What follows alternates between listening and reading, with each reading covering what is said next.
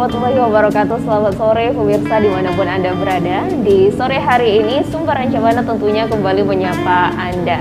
Ya pemirsa, di edisi kesehatan di hari Kamis ini kita akan membahas terkait dengan istilah-istilah di COVID-19 ini, karena ini identik ya pemirsa yang selalu kita dengarkan terkait dengan COVID-19 ini ya, yaitunya tes PCR, kemudian juga rapid antigen dan juga rapid antibody. Apa sih perbedaannya? Karena tentu semua kita belum secara detail atau keseluruhannya tahu apa perbedaan dari ketiga istilah ini. Kita akan bincang-bincang di sore hari ini bersama dengan Dr. Ispandra SPPK, spesialis patologi klinik yang sudah hadir di studio Padang TV di sore hari ini. Assalamualaikum Dr. Ipang. Waalaikumsalam warahmatullahi wabarakatuh.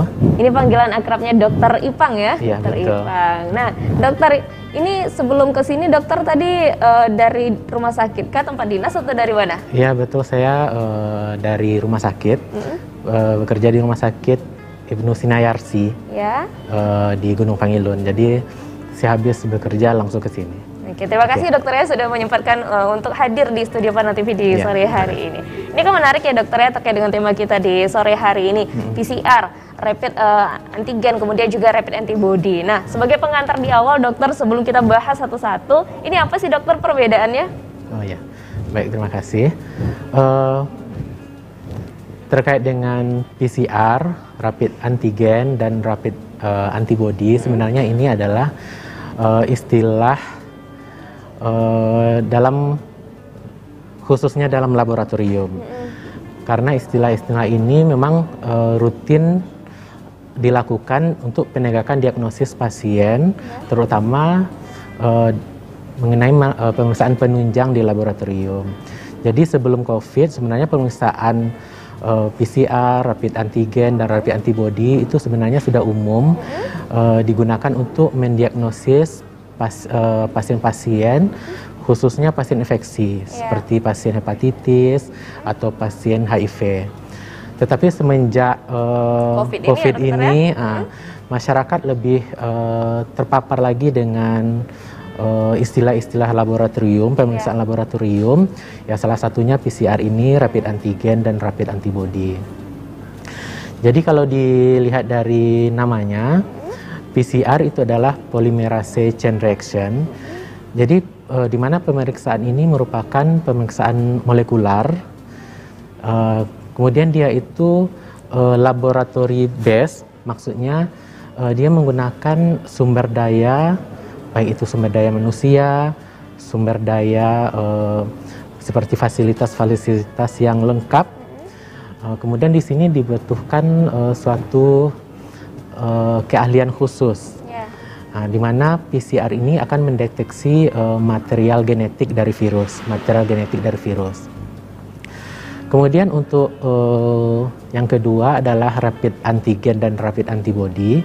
Ini adalah pemeriksaan laboratorium di mana disebut dengan istilah POCT base. Itu adalah point of care testing. Jadi pemeriksaan ini adalah pemeriksaan yang bisa dilakukan dengan cepat, bisa di sebelah tempat tidur pasien, seperti itu, dan pengerjaannya yang sederhana. Nah, untuk rapid antigen itu dia mendeteksi antigen dari suatu virus. Antigen itu adalah suatu molekul atau berupa protein yang ada pada virus, yang nanti bisa merangsang terbentuknya antibodi dalam tubuh. Kalau yang kedua adalah rapid antibody, di mana yang dideteksinya adalah antibodi, di mana jika tubuh terpapar dengan virus, di mana virus ada antigen, melepaskan antigen, maka antigen ini akan merangsang tubuh untuk membentuk antibodi. Nah, antibodi inilah yang kita periksa. Disebut rapid, ya karena pengerjaannya cepat, mudah, kemudian tidak butuh keahlian khusus. Kita cukup berpedoman kepada petunjuk yang ada di kit insert dari alat tersebut. Ya. Sebenarnya untuk pemeriksaan laboratorium ini itu berpedoman kepada virus yang ingin kita deteksi. Jadi dalam hal virus SARS-CoV-2 yang penyebab COVID-19 itu terdiri dari virus utuh. Di dalamnya ada beberapa protein seperti bentuk virus COVID yang seperti corona, seperti matahari, ada seperti bercahaya gitu kan. Jadi ada protein S namanya, protein spike, kemudian ada protein E, protein envelope, kemudian ada protein M, kemudian ada protein N. Nah, kemudian di dalamnya ini, di dalam virus ini ada material genetik namanya RNA. Nah, itulah dari struktur virus ini, maka yang PCR ini akan mendeteksi material genetik di dalam virus tadi, yang RNA tadi. Dia akan mendeteksi fragmennya atau potongan kecil dari DNA. Kemudian untuk rapid antigen dia akan mendeteksi protein tadi, ada protein S, protein N, protein M, seperti itu. Kemudian antibody itu, rapid antibody itu adalah mendeteksi antibody yang ada di dalam tubuh sebagai respon gara-gara antigen yang masuk ini dianggap sebagai benda asing oleh tubuh, sehingga perlu dibentuk antibody untuk melawan tadi. Nah, berdasarkan itulah maka dibuat parameter-parameter yang bisa untuk memantau fungsinya. Apakah jika hasilnya positif, berarti didapatkan material genetik, atau pas rapid antigen positif berarti ada protein yang terdeteksi di dalam sampel gitu. Atau jika didapatkan rapid antibody positif berarti seseorang sudah membentuk antibody anti terhadap virus tadi, atau dari protein virus tadi, seperti itu. Oke, nah dokter, ini untuk ketiga tes ini berarti sudah merupakan tes yang paling tepat ya untuk mendeteksi seseorang terkena COVID ini, atau bagaimana? Iya, sebenarnya masing-masing tes itu mempunyai keunggulan dan kelemahan masing-masing. Tetapi dari panduan dari Kementerian Kesehatan yang diadopsi dari WHO itu untuk menegakkan diagnosis COVID-19 itu tetap menggunakan PCR. Nah, PCR, tepatnya RT-PCR, karena yang dideteksi adalah RNA. Kemudian untuk rapid antigen itu kemaknaan untuk diagnosis, jika didapatkan hasil positif, itu sebenarnya harus dikonfirmasi dengan pemeriksaan PCR. Jadi antigen ini sebenarnya berperan pada kondisi ketersediaan dari pemeriksaan molekular seperti RT-PCR itu tidak ada, atau dengan menunggu hasil yang lama barulah pemeriksaan antigen ini sangat berperan. Kemudian untuk rapid antibody itu perannya di awal-awal COVID, awal-awal tahun 2000 itu memang produsen dari alat laboratorium itu memproduksi rapid antibody.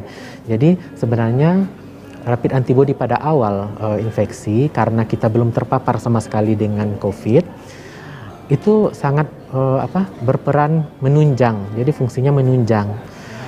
Jika seseorang hasil rapid antibody-nya positif, berarti kemungkinan dia sebelumnya sudah terpapar. Biasanya antibody ini timbul 7 atau 14 hari setelah terpapar. Jadi jika sekarang kita memeriksakan antibody, dalam hal ini konteksnya pas awal COVID, berarti kita sudah bisa memprediksi, berarti kekebalannya sudah ada. Berarti seminggu atau 2 minggu sebelumnya pasien kemungkinan sudah terpapar. Jadi sebenarnya ini berperan untuk mengelompokkan pasien. Sebagai pasien yang terinfeksi yang membutuhkan isolasi, atau pasien yang tidak terinfeksi, seperti itu.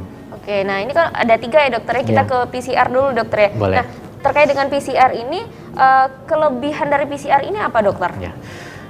Jadi PCR ini dia itu merupakan pemeriksaan yang sangat sensitif namanya.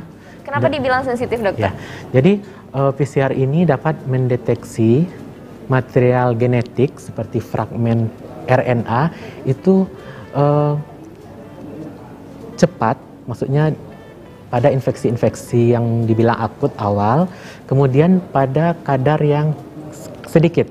Nah, jadi PCR ini prinsipnya dia mendeteksi fragmen atau potongan RNA, kemudian dia akan terjadi amplifikasi, berarti diperpanjang siklusnya, sehingga nanti diamplifikasi sampai melewati suatu ambang. Jadi jika siklusnya, kita memperpanjang siklus itu melewati suatu ambang, maka dikatakan positif dan dinyatakan berapa siklusnya, seperti itu.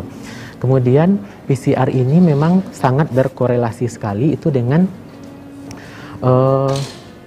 biakan virus. Jadi sebenarnya untuk mendeteksi suatu adanya infeksi atau virus, dalam hal ini virus COVID, itu yang terbaik itu sebenarnya memang membiakkan virus. Jadi ada suatu infeksi pada pasien, nah, kita ambil dari sampel swab nasofaring. Nah, untuk menentukan betul nggak ada infeksi, jadi sampelnya itu dibiak. Kenapa kita harus dibiakkan virusnya ini, dokter? Berarti dibiakkan berarti diperbanyak gitu ya? Diperbanyak. Kenapa? Untuk membuktikan bahwasannya ini betul virus ini virus hidup dan penyebab infeksi, gitu. Jadi jika dibiak itu di laboratorium yang laboratorium virologi yang sangat ini sekali dan mungkin tidak banyak, jadi penggunaannya pun tidak untuk klinis, tidak praktis. Jadi untuk kultur virus, jadi untuk membuktikannya itu kita harus mengkultur virus, dibiak, tumbuh. Nah, jika tumbuh berarti seseorang positif terkena virus. Tetapi di sini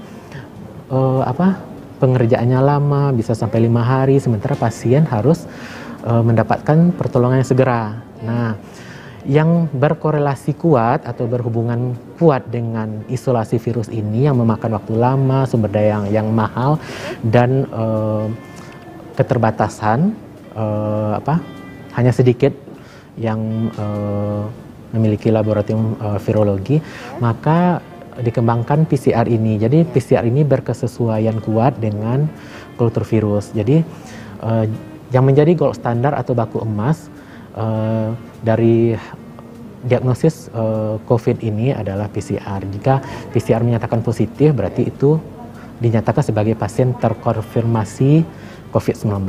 Jika negatif, maka ada beberapa alur yang jelas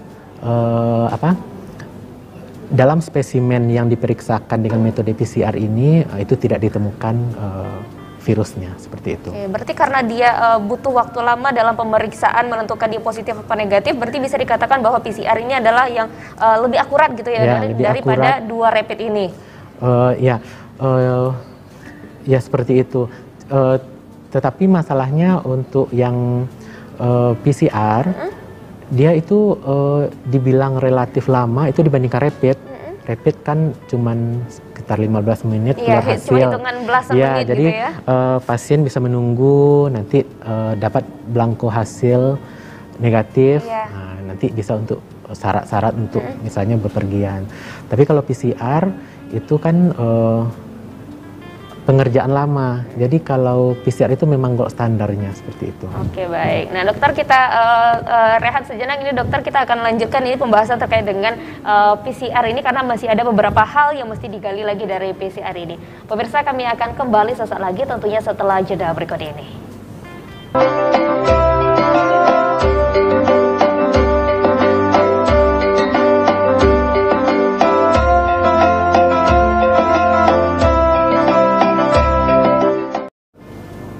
Pemirsa, kita kembali lagi di Sumber Rancabada di sore hari ini. Pemirsa, masih terkait dengan si perbedaan dari PCR, rapid antigen dan juga rapid antibody tadi. Nah, tadi dokter sudah sampaikan ya, dok ya, berapa keunggulan dari PCR. Nah, selain itu apalagi, dok, keunggulan dari PCR ini?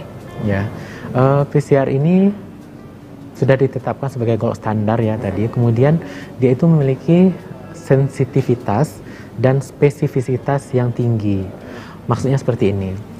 Jadi kalau sensitivitas, jadi sensitivitas analitik dengan kadar atau jumlah material genetik yang sedikit saja, dia bisa mendeteksi. Nah, seperti itu.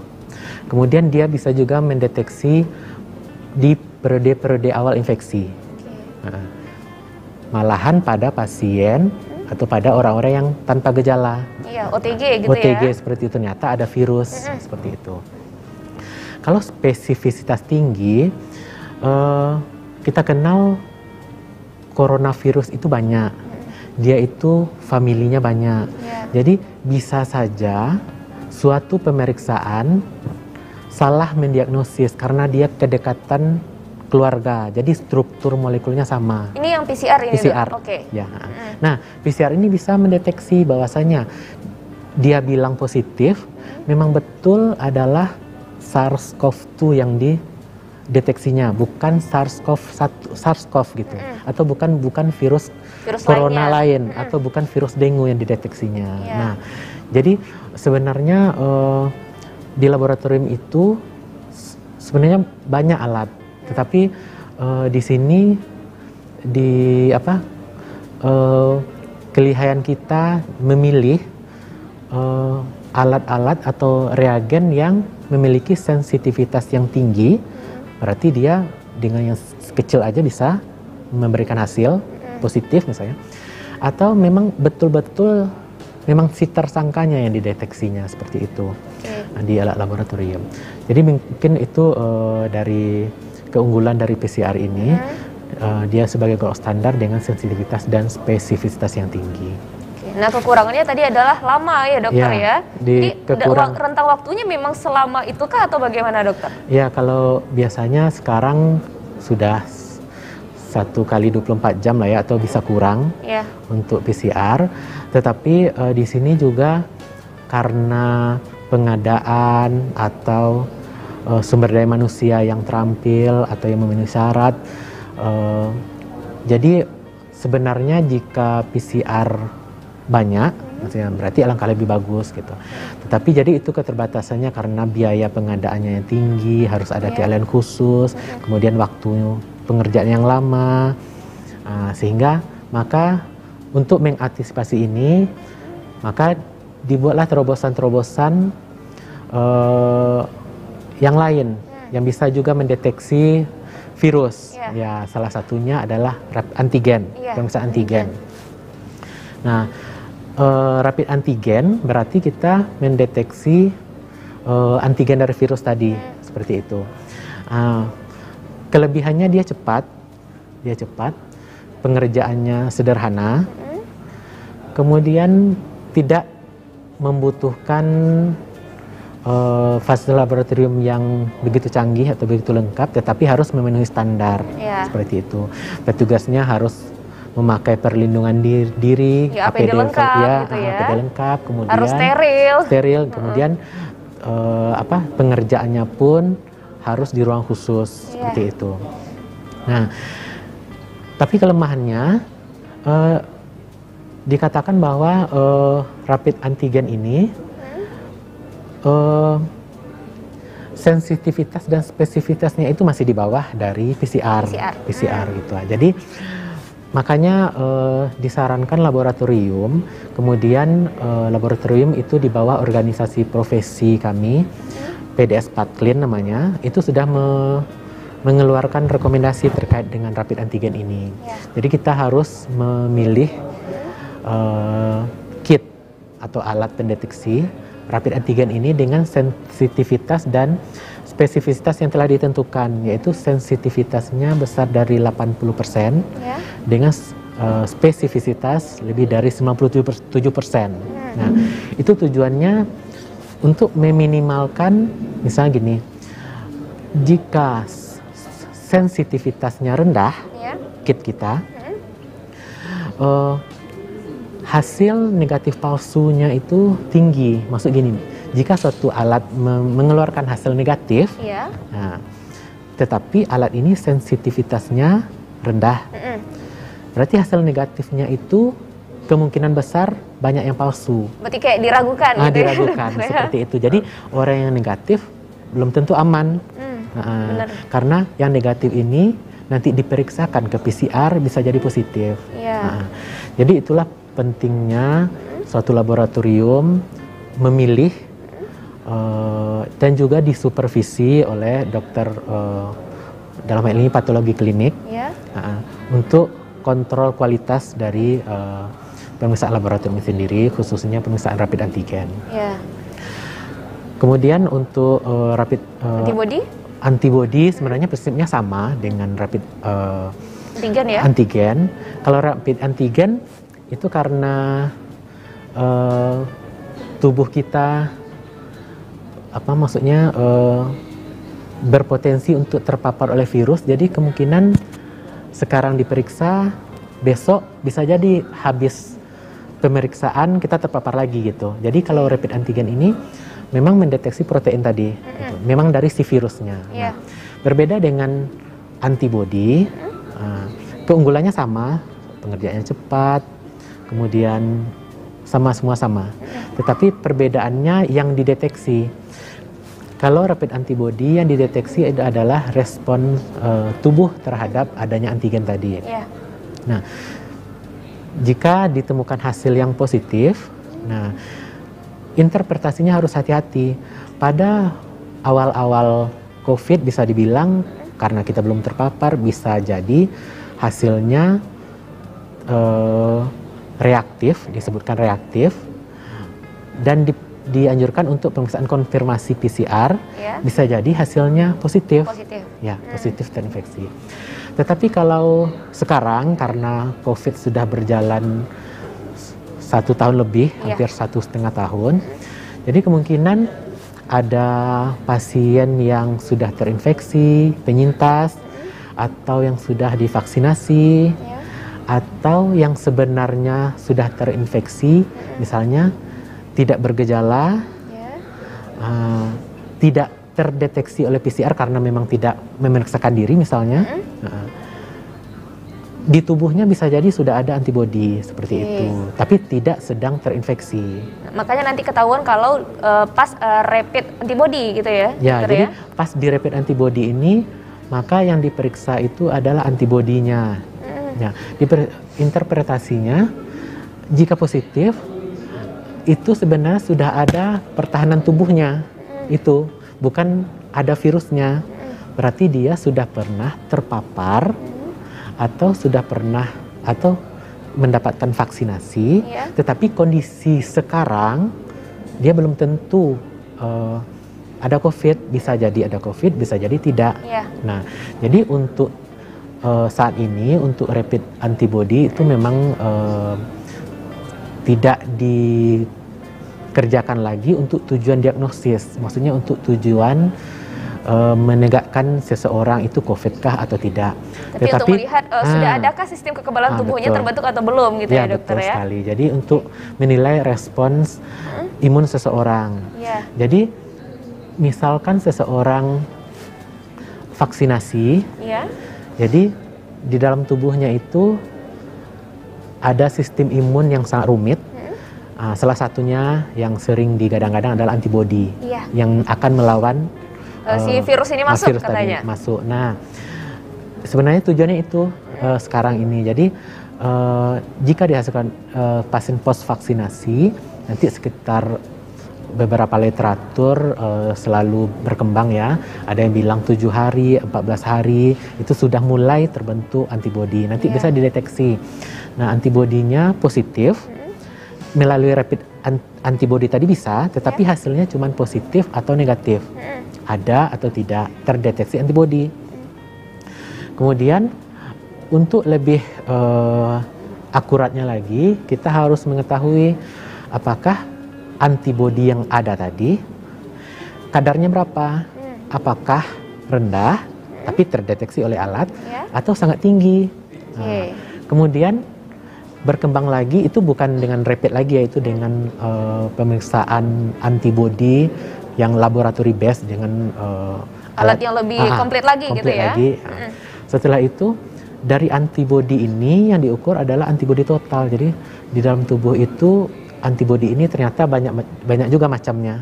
Nah, sementara yang diharapkan adalah antibodi netralisasi namanya. Jadi antibodi yang menetralisasi virus, jadi menghambat si virus melengket dengan reseptor di tubuh kita. Nah, kemudian dengan alat yang lagi kita mendeteksi dari antibodi yang total ini berapakah kadar antibodi netralisasi. Apakah rendah atau tinggi gitu ya, rendah dokter, atau tinggi. Nah, terkait dengan respon ya dokter yang diterima oleh terkait antibodi ini kan beda-beda ya tiap orang ya dokter. Apa ini faktor yang mempengaruhi perbedaan tersebut, dokter?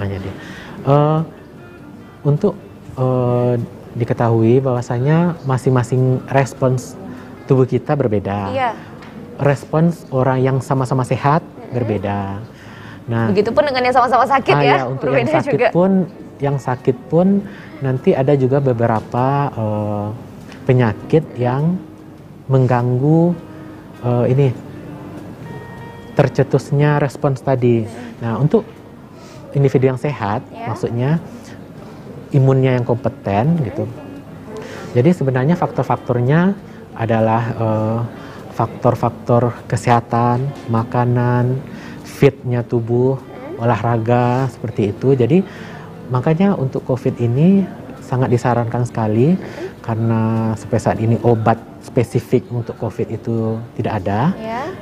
Dia hanya obat-obat suportif, jadi kalau demam dikasih obat demam, nanti kalau sesak dikasih oksigen seperti itu. Maka yang diharapkan adalah masyarakat itu bisa meningkatkan sistem imun, dengan berolahraga, dengan mengkonsumsi vitamin misalnya, kemudian mengkonsumsi makanan bergizi sehat, kemudian yang tak kalah penting ada istirahat. Istirahat yang cukup, tidur yang cukup, kemudian selalu berpikiran positif. Nah, kemudian masyarakat kita maksudnya satu lagi yang penting itu adalah psikis. Nah, karena masyarakat saking takut atau paniknya dengan COVID. Itu pas awal-awal adanya COVID ini, dokter. Kalau sekarang mungkin sudah agak berdamai ya istilahnya ya, dokter ya. Sekarang sudah agak berdamai dengan COVID, jadi rasa-rasa sedikit apa sudah COVID gitu. Nah, jadi itu akan melemahkan sistem imun. Nah, satu lagi yang sudah diuji itu adalah peran dari vitamin D. Vitamin D. Jadi vitamin D itu sebagai imunomodulator. Jadi dia memodulasi sistem imun sehingga sistem imun kita bagus. Jadi antibodi bagus, produksinya bagus, sel-sel imun seperti limfosit itu bagus, seperti itu. Nah, vitamin D bisa dikonsumsi atau bisa juga didapatkan alamiah dengan kita berjemur sekitar setengah jam, 15 menit atau setengah jam pada jam 10 sampai jam 3 sore. Itu sekitar 15 menit aja tiap hari. Vitamin D, vitamin matahari gitu ya, vitamin dokter matahari, ya. Oke, nah itu terkait dengan kelebihan kekurangan ya, dokter. Nanti kita di segmen selanjutnya kita bincang-bincang juga terkait dengan sampel apa sih yang digunakan untuk per masing-masing tes ini gitu ya, dokter ya. Pemirsa, kami akan kembali sesaat lagi tentunya setelah pesan-pesan berikut ini.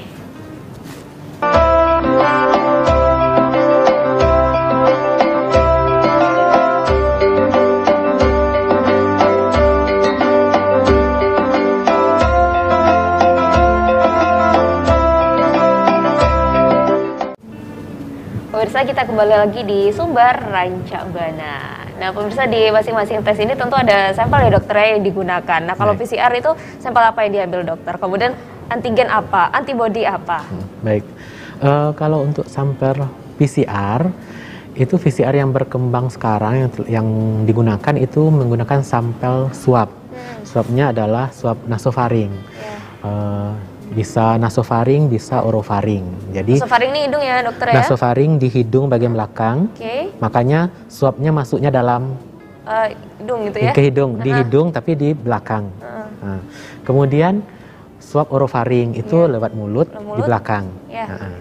Tetapi sekarang dikatakan bahwa dari swab nasofaring sudah cukup. Kemudian nilai positivitasnya itu sudah tinggi. Nah, untuk antigen? Maaf, untuk yang PCR lagi itu memang sudah mulai dikembangkan yang PCR untuk sampel saliva. Tetapi di beberapa center itu sudah mulai dikembangkan. Tetapi untuk penggunaan kita tentunya rumah sakit atau puskesmas yang ingin mengambil sampel harus berkomunikasi dulu dengan laboratorium COVID rujukan PCR, apakah masih menggunakan nasofaring atau sudah menggunakan saliva. Nah, prinsipnya sebenarnya bagaimana mendapatkan sampel yang representatif, yang mewakili sebenarnya, tetapi pasien nyaman. Seperti itu. Nggak kayak yang sebelum-sebelumnya bikin takut si pasien ya dokter ya? Kalau nasofaring itu memang ada rasa ketidaknyamanan dari pasien.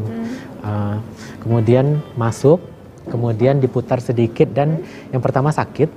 Yang kedua itu ada refleks-refleks misalnya keluar air mata, kemudian kalau di tenggorokan bisa ada refleks muntah seperti itu. Benar. Nah, ditambah lagi dengan tingkat ketakutan atau kecemasan pasien. Nah, sekarang sudah dikembangkan yang saliva, tetapi mungkin menunggu apakah di center kita, di center di Sumatera Barat ini sudah menggunakan atau belum. Yang saliva ini di pusat seperti di Jakarta sudah mulai menggunakan atau bagaimana kira-kira? Dari seminar-seminar virtual yang diikuti itu sudah mulai menginikan saliva seperti itu. Kemudian untuk rapid antigen dan antibody itu memang mensyaratkan sesuai dengan kit insert, dan rata-rata yang berkembang itu adalah menggunakan sampel nasofaring untuk rapid antigen. Karena kita mendeteksi virus yang ada di nasofaring. Nah, kalau untuk rapid antibody, karena antibody adanya di darah, jadi sampelnya sampel darah. Jadi yang digunakan adalah sampel darah, bisa whole blood namanya, dari darah utuh yang langsung kita tetes. Nanti ada mekanismenya, darah mengalir, kemudian ada garis indikator apakah 1 atau 2 gitu. Bisa juga dengan sampel serum, jadi darah tadi diputar di sentrifus namanya, nih nanti akan didapatkan serum dari si pasien. Nah, antibodi itu ada di serum, nanti makanya interferensi atau keadaan gangguan dari sel-sel darah itu bisa tereliminasi. Sehingga serumnya yang diteteskan nanti didapatkan dilihat reaksinya seperti itu. Itu ya waktu tangan kayak pentul gitu untuk antibodi bisa ya dokter ya? Bisa ditusuk sedikit kemudian keluar darah, itu untuk antibodi bisa diambil seperti itu dokter? Untuk antibodi itu sebenarnya yang ditusuk di sini itu adalah darah kapiler. Iya. Kayak kita mau tes itu golongan darah atau cek gula darah. Itu sebenarnya tingkatan yang di laboratorium yang rekomendasinya paling rendah. Sebaiknya jangan, karena dari beberapa penelitian itu akurasinya kurang seperti itu. Yang baik adalah sampel yang didapatkan dari darah vena, dari darah diambil di lipatan siku, beberapa cc, itu yang diteteskan. Karena dari beberapa sumber itu dikatakan memang kapiler ini pilihan terakhir dan direkomendasikan terakhir jika akses venanya susah, misalnya pada anak-anak yang tidak kooperatif atau bagaimana, atau akses venanya nggak dapat berapa kali tusukan, itu baru pilihan terakhirnya adalah kapiler seperti itu. Oke, berarti kalau untuk anak-anak darah ya dokter ya? Ya, untuk anak-anak kalau rapid antibody, walaupun untuk dewasa itu darah. Nah, yang berbeda itu aksesnya. Kalau pada dewasa itu vena, darah vena di sini. Kemudian kapiler jika aksesnya tidak ada. Begitu juga pada bayi. Pada bayi sebisa mungkin vena. Nah, tapi masalahnya pada bayi itu 6 bulan pertama itu respons tubuh terhadap virus itu belum maksimal. Jadi sebenarnya kurang direkomendasikan. Oke, nah terkait dengan 3 tes ini tentu banyak juga ya dokter yang masih bingung ini biayanya berapa sih? Apakah memang mahal sekali untuk 3 tes ini atau gimana dokter? Tentu beda-beda ya dokter ya. PCR-nya gimana dokter? Biayanya yang dibutuhkan? Kalau PCR sekarang karena program pemerintah itu sebenarnya jika kita terpapar, kontak erat atau memiliki gejala itu sebenarnya bisa langsung ke rumah sakit atau ke puskesmas, dan itu gratis ya, program pemerintah. Kalau untuk rapid antigen itu sekitar di bawah 200.000 lah. Sesuai dengan peraturan pemerintah ada yang 150.000, rata-rata di bawah 200.000. Sebenarnya itu untuk biaya operasional dari kit reagennya dan APD dari operator. Karena operator untuk sekali pengambilan itu biayanya cukup tinggi karena harus memakai gaun atau memakai hazmat, memakai Google, kacamata, kemudian handscoon, dan ada cover shoe seperti itu. Oke, kalau antibody dokter? Kalau antibody sama dengan antigen ya, tetapi sekarang rada jarang seperti itu. Oke, nah dokter, ini mungkin muncul juga pertanyaan di tengah masyarakat dokter ya, apakah jika kita merasakan seperti ada demam, flu dan sebagainya, apakah kita harus langsung tes PCR, rapid dan sebagainya atau bagaimana? Atau mungkin lihat dulu respon tubuh kita beberapa hari setelahnya bagaimana? Ya, sebenarnya ini lebih terkait dengan klinisi yang seperti dokter paru atau dokter penyakit dalam, tetapi saya berusaha di sini. Indonesia adalah negara dengan kasus COVID yang tinggi. Nah, jadi probabilitas atau tingkat kepositifan COVID itu tinggi. Jadi memang jika pada suatu daerah yang tingkat penularannya, tingkat terkenanya tinggi, jika kita merasakan gejala COVID, misalnya flu, batuk, demam, itu kan demam lebih dari 38,5. Kemudian ditambah dengan yang gejala spesifik, misalnya hilangnya penciuman. Nah, itu segera langsung memeriksakan PCR. Kalau PCR tersedia, jadi langsung aja ke Vaskes tingkat 1 seperti puskesmas atau langsung ke rumah sakit seperti itu. Atau bisa juga langsung periksa antigen. Antigen jika kita menunggu waktu untuk swab misalnya besok pagi, sementara kita sekarang sore, kita bisa periksakan antigen. Nah, dari antigen tadilah kita mulai meningkatkan kecurigaan kita. Oh, ini positif, berarti kita harus isolasi seperti itu. Balik lagi ya dokter, ke kesadaran kita, rasa-rasanya gimana gitu ya, kondisi tubuhnya gitu ya dokter ya. Nah dokter, ada juga ini yang terjadi dokter, dia sudah divaksin, kemudian ternyata dites, ternyata hasilnya positif. Nah itu kira-kira kenapa dokter?